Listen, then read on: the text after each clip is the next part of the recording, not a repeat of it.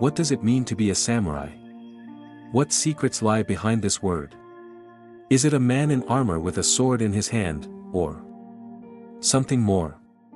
The history of the samurai is not just an epic of great battles, but a path that requires each individual to be ready for the greatest sacrifice of all, his own life. The secrets of honor, skill, and will are hidden in their ancient teachings.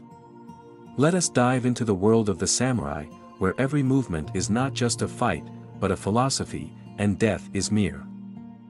Did you know that samurai did not originate as warriors, but as protectors? In the 9th century, when Japan was on the brink of civil war, the first samurai emerged, people called upon to defend the lands of their lords. But what made them become what we know them as today? Where did their clans come from? Why does their skill not only impress but also intimidate? Why was samurai glory based not only on victories, but also on personal responsibility to oneself? Samurai were not just warriors, they became a symbol of an entire era. And their secrets became an integral part of Japanese culture, stretching back through the depths of the centuries. What does it mean to be a samurai?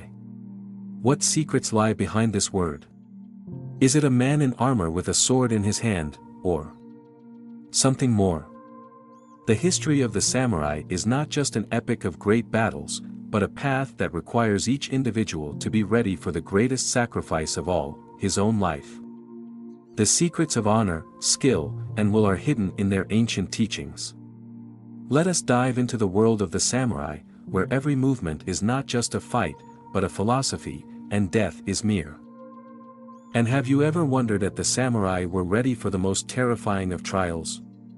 The ritual of seppuku, honorable suicide, was not an act of fear, but a purification of the soul.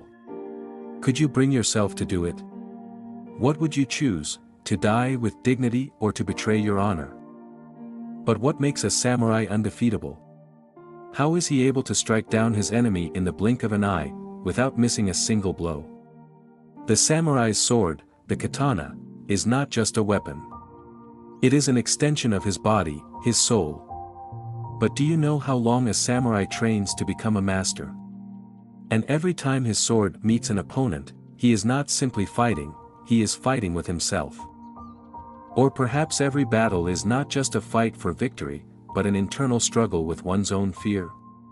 How could a samurai leave his life in the hands of fate, risking it all with a single strike?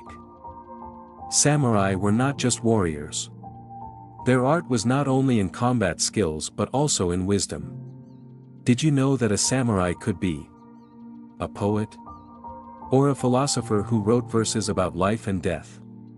It may surprise you, but samurai clans spent generations raising not only masters of the sword, but also individuals who sought to understand the world beyond war.